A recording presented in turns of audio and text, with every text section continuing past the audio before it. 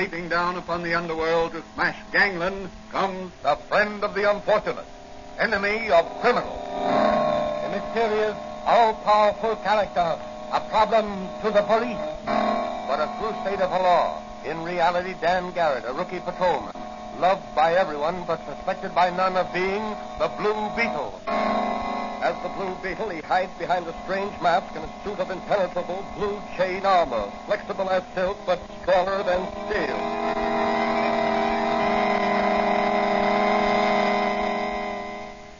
Today's episode of the Blue Beetle is entitled The Sea Serpent. Rumors have reached the city that a sea serpent has been ravaging the nearby coast. Already, several bodies have been washed ashore. Each of them has borne the mark of a serpent's fangs. What is behind these rumors? Are they true? Is there really a sea serpent ravaging the coast? Or is there a definite plan on foot to frighten people away from the shore resorts? As our story opens, Dr. Franz is listening to the radio while dusting the shelves of his little apothecary shop and awaiting the usual morning call of his young friend, Patrolman Dan Garrett, who in secret is really the Blue Beetle.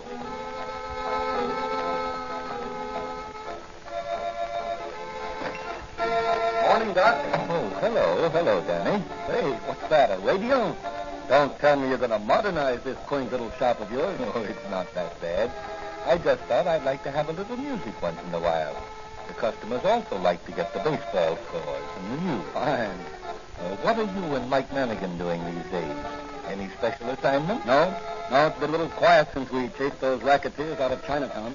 What do you think about this sea serpent scare? I don't really know what to think.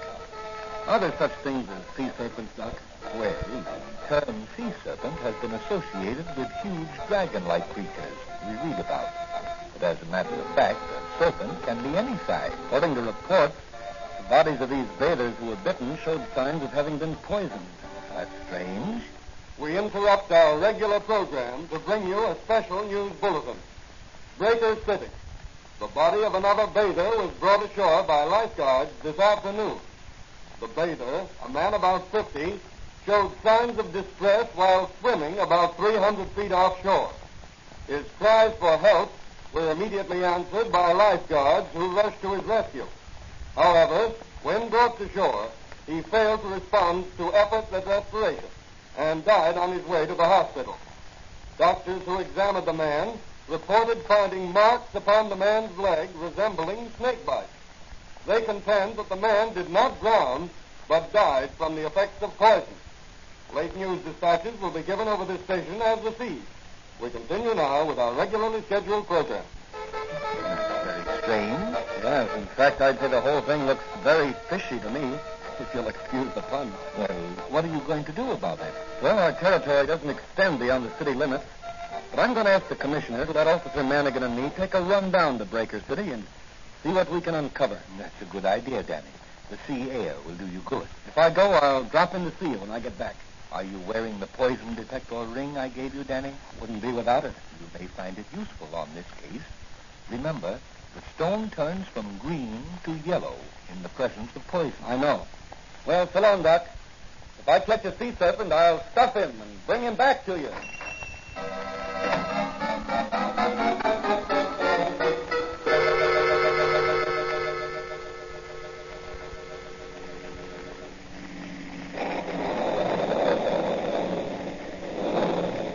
Sure it's dark driving through these pine woods. Yes, and the rain doesn't make driving any easier. You know, it seems kind of strange to be working on a case in cities.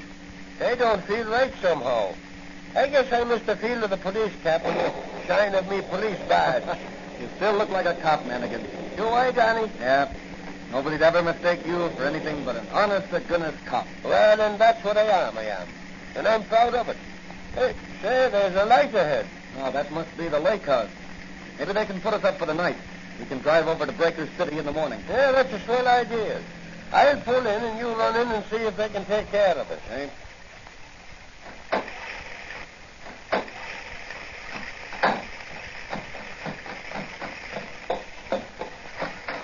Good evening. Kind of wet outside, isn't it? Yes. Well weather for duck. Traveling far? My friend and I are on our way to Breaker City. We saw your lights and decided to stop off for the night. Are you the clerk? I'm the owner. Own several hotels around the lake here. Oh, I beg your pardon. Got any accommodations? Sorry, but we're all filled up. Business must be good. Or has the rain forced the tourists inside? Yeah, it isn't the rain. We're having the best season we ever had. Is that so? I thought the summer resorts were complaining about poor business. Not here at Pine Manor Lake. Well, I guess we'll have to keep going. It isn't far to Breaker City. You'll find plenty of accommodation there. Well, if you're filled up, they'll be too. I hardly think so. They're not doing so well this season. This sea serpent scare seems to be keeping people away from the seashore. But one man's misfortune is another man's gain. We seem to be getting the business that usually goes to the seashore. Is that so? Well, that's very interesting. Good night. I'm more anxious than ever to get to Breaker City.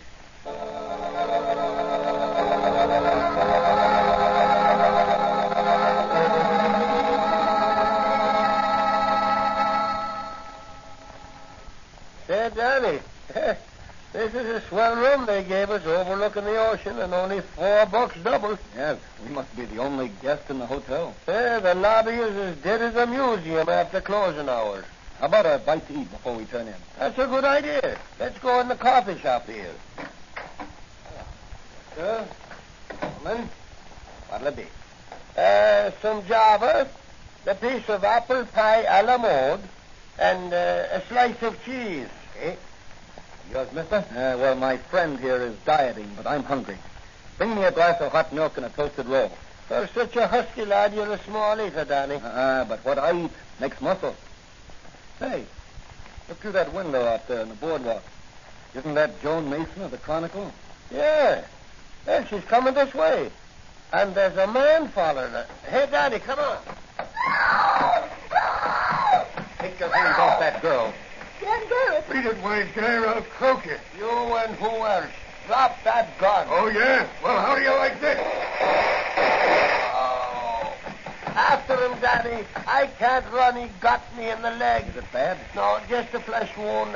I'd better stay here and look after you and Miss Mason. Oh, Danny, I was never so glad to see anyone in my life.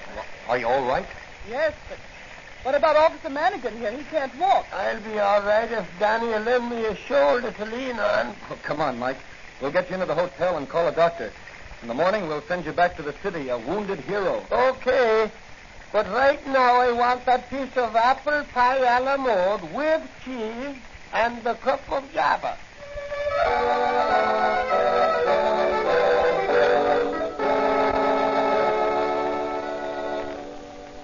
You say, Joan, you talked with one of the lifeguards who's made several rescues? Yes, I told him I was investigating the sea serpent story for the Chronicle. What did he say? He said that in each case he'd seen, something that looked like a serpent's tail lash out of the water just before the victim cried for help. Well, have you found anyone else who claims to have seen the sea serpent? No, I haven't. That's strange. Yes, isn't it? Where did you pick up this man who was following you? In a restaurant on the boardwalk.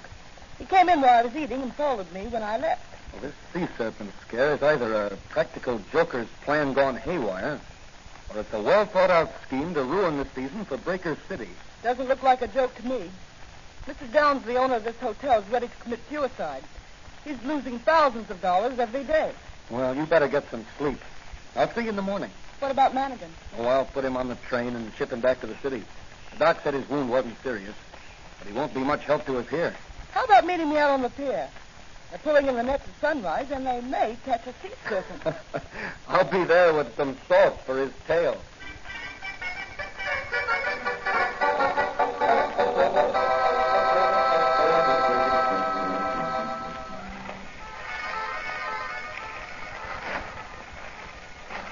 Hey, we better hurry, Joan. They're starting to haul in the nets. I'm right with you. Oh, there's Mr. Downs. I want you to meet him. Good morning, Mr. Downs. Oh, hello, Miss Mason. This is Dan Garrett. Beautiful day, sir. Maybe to some people, but not to me. You seem down in the mouth. You'd be down in the mouth if everything you'd strive for was gradually slipping away from you. I understand you're financially interested in Breaker City. I own the Sunset Hotel, for one thing. This sea serpent business is making it tough for you. Tough is not the word. I'm on a special assignment from the New York City Police Department investigating this case. Oh, are you? Well, I certainly hope you can clear up this mystery. It's costing us hotel and concession owners thousands of dollars a day to keep open. And there's no business except day excursionists. Well, I'll certainly do what I can. Suppose you and Miss Mason come with me. I want you to meet Professor Meredith. He's an authority on fish and such things, and he's in charge here. I'd like to meet him. All right, boys. You can begin hauling in the net. Oh, Professor Meredith. Oh, good morning, Mr. Downs. Good morning. I'd like to have you meet Miss Mason of the Chronicle, Mr. Garrett of the York City Police. Oh, I'm happy to meet you both. Thank you. By the way, who's that man standing over there? The one with the dark hair. Oh, that's Fred Nash, one of the lifeguards. Yeah, and he's the man. Yes, I thought I'd seen him before. I beg pardon? I was just telling Miss Mason how long it'll be before you pull up the net. Oh, they're pulling them up now. In just a moment, we'll discover if our haul contains the sea serpent. All right, men. Bring the net over the pier. And keep the sides up. We don't want to lose any fish. Okay. That's got it. Now roll a little bit. Well, that's quite a haul. Plenty of variety, Professor. Aren't those sharks there? Yes, small ones. There are several skates, weak fish, and camelback. There's one there that looks like a balloon. Oh, that's a blowfish. Well, there's a sea serpent. Only a eel, Miss Mason, but a big one. Well, I guess we'll have to try again. What's the use, Meredith? You won't find anything. We might as well admit we're licked and close up. I'd give a lot to know just what's out there. Well, I'm going to find out if it's still there. Why, what are you going to do? I'm going to find out if these waters are safe to bathe in. Mr. Downs, you're not thinking. Yes, I am. I'm going into that water. If the sea serpent is there and wants human flesh, he can have mine. That's madness. What have I got to lose? I have no family. Everything I have is invested in this beach. If I can bathe here, so can everybody else. I'm going to get it over with. Stop him. He's gone crazy with water. Hey, you lifeguards, grab him. Oh, there he goes, right off the pier. I'm going after him. No, Dad. There go the lifeguards. They'll get him. Keep your eyes on them, everybody. I'm going in, too. No, Danny, no. Let go of me, Jones. I'm going out in that rowboat under the pier. Look, Mr. Downs is swimming away from the guard. He's a strong swimmer. Whatever made him do it? This thing has played on his mind for a long time. Look, one of the guards is calling for help. One of you men run for a doctor. And phone the lifeguard station for a pulmotor. Look, Mr. Downs has grabbed the lifeguard and Something's happened to Downs. he's let go of the lifeguard and it's sinking. Hurry, Daddy, with the boat. Oh, the serpent's got Mr. Downs. He's got him. I know it. I know it.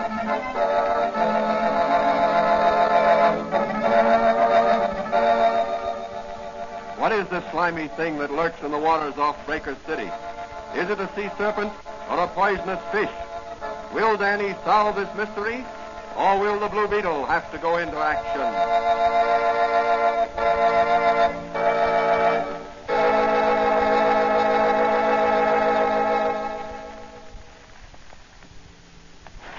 Time later at the Breaker City Hospital, Dan Garrett and Joan Mason are waiting outside one of the private rooms for Professor Meredith. How is he, Professor? Mr. Downs is dead. Dead? Yes. Didn't the pulmotor help him? Mr. Downs didn't die from the effects of submersion. He died from the effects of a poisonous bite. Then you think... There were 2 punctures on Mr. Downs' leg, like those left by the fangs of a fairly large serpent. No one saw anything in the water. Strange how the effect of that serpent's bite is exactly like the bite of a cobra. The reactions are identical. Could it be a water moccasin? You don't find water moccasins in the ocean, and their venom doesn't work in the same way. It works on the blood. Cobra venom works on the nerve center, paralyzes the muscles, controlling the act of breathing. Could it be a fish? I hardly think so. No, the punctures were more like those of a fairly large snake. There aren't any cobras that live in the water, are there? The nearest thing I can think of is a serpent which is found in the tropical waters of the Pacific Ocean. But it's never been found in these waters. Well, I've found out what I want to know. What are you going to do now? I'm going back to the city to check with my friend Doc Friends.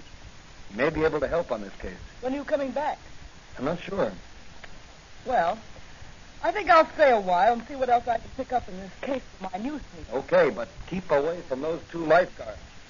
They're bad medicine.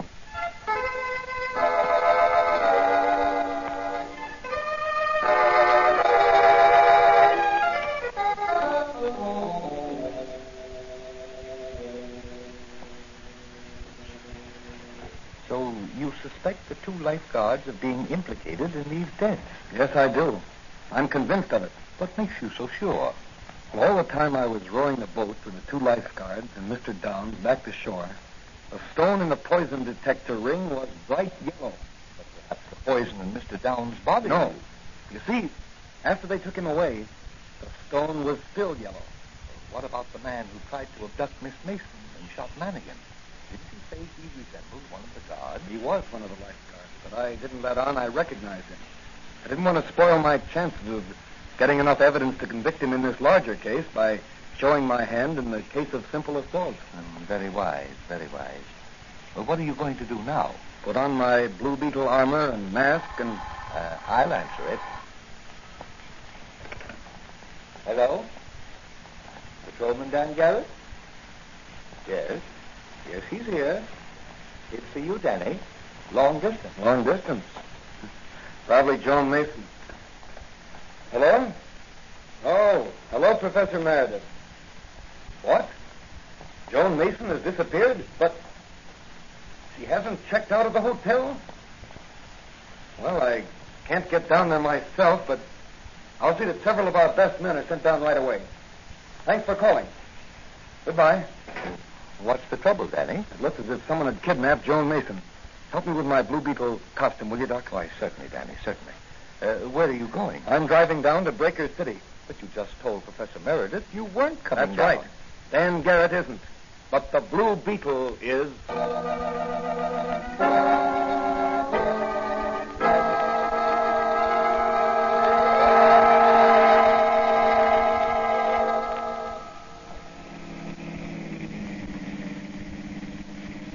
Certainly pleasanter driving down in the moonlight than it was in the rain. Oh, there's somebody walking ahead of me in the road. He's got a long stick and a flashlight. Probably been fishing by moonlight. Want a lift? Oh, thanks, mister. Gee, you're going to a masquerade in that costume? Yes. That's the Blue Beetle. Say, I've heard of the Blue Beetle. You have, huh? What do people say about him? Well, they say he's a crusader against crime, and that he's invulnerable. Probably the truth. Gee, that's swell. Where are you going? Oh, I'm taking a ride in the moonlight. Were you going fishing in the moonlight? No, I'm going home. Oh. I thought that was a fishing rod you had there. No, that's for catching snakes. Here, you see the forked end on it? Oh, yes. Yes, I see it now. What do you do with the snakes? Sell them. Sell them? Mm-hmm. To whom? Oh, a couple of fellas back there in the woods. What do they do with them? Eat them? Eat them? Oh, folks don't eat rattlesnakes. You mean to say you catch rattlesnakes alive and sell them? Sure. Dead rattlers ain't no good to them fellas. Say, if I gave you $1, do you think you could lead me to the place where these fellows you mentioned live? Well, sure I can. But you don't have to pay me $1, mister. I'll take you there for nothing. Okay, son. But you'll get the $1 just the same. I'll turn around at the next crossroads. We'll pay a moonlight visit to your rattlesnake buyers.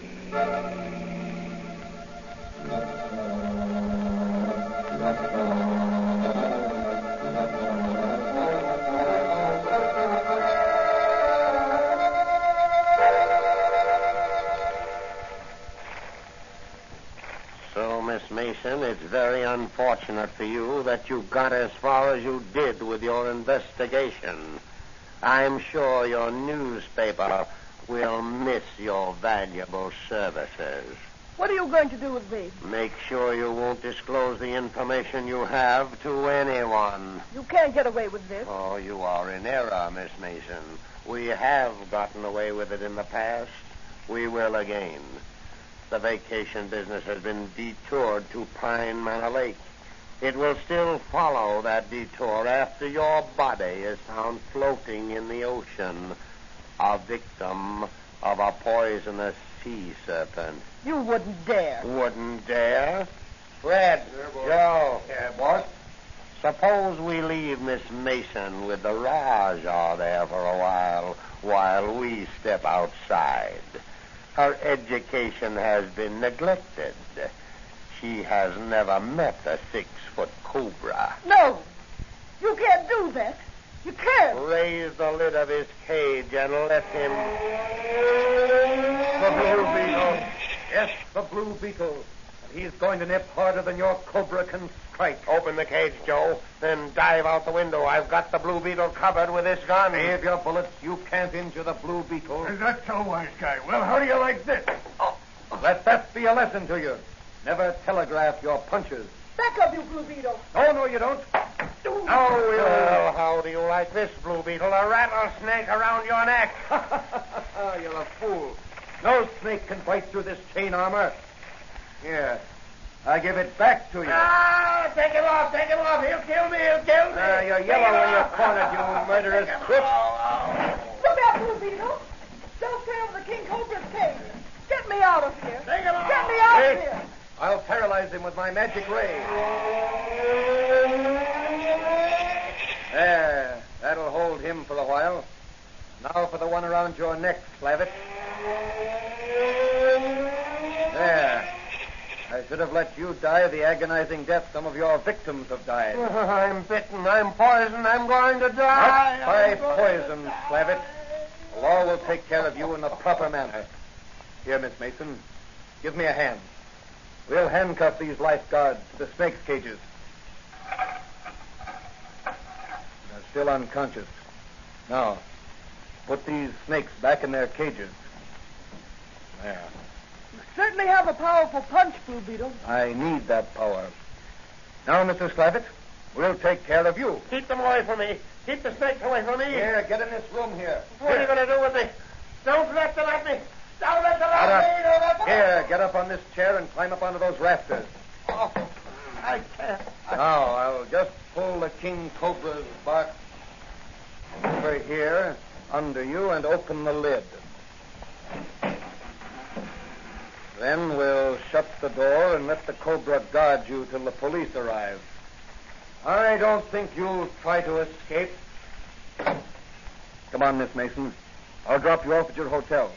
You can phone a front-page scoop for your paper. And the heading will be Sea Serpent Hoax Exposed. Murderous racket smashed by the Blue Beetle.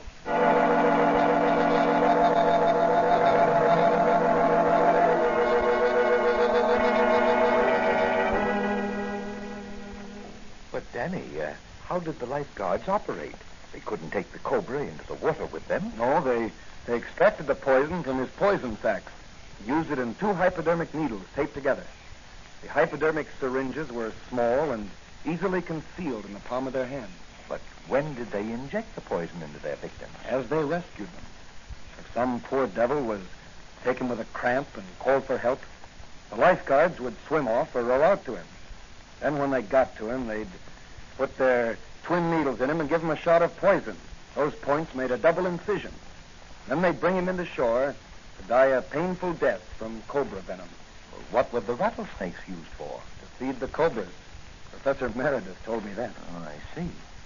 Well, how do you account for the stories of people actually seeing the sea serpent? Oh, they let their imaginations run riot after the lifeguards started the serpent story. I see. And you got your first clue from the poison detector ring I gave you? Yes, Doc. It was your gift to me that really saved the businessmen of Breaker City from ruination. Well, you did a good job, Danny. Yes, but I'm glad it's over. I never liked snakes. And I'll fight them whether they crawl on their bellies or walk on 2 feet.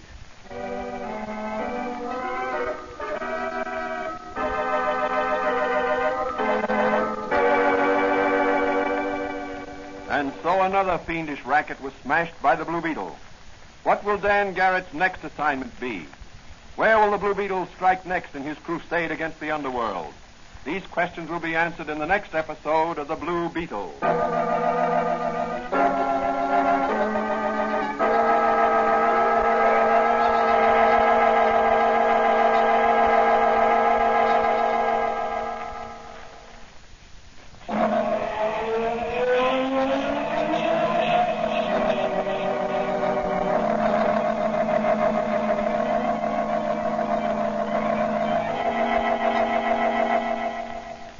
Beetle is a copyrighted Fox feature appearing in Mystery Men Comics magazine on sale at your newsstand. The Blue Beetle is on the air twice a week on this same station. Consult the broadcast schedule in your local newspapers. And don't forget to listen in.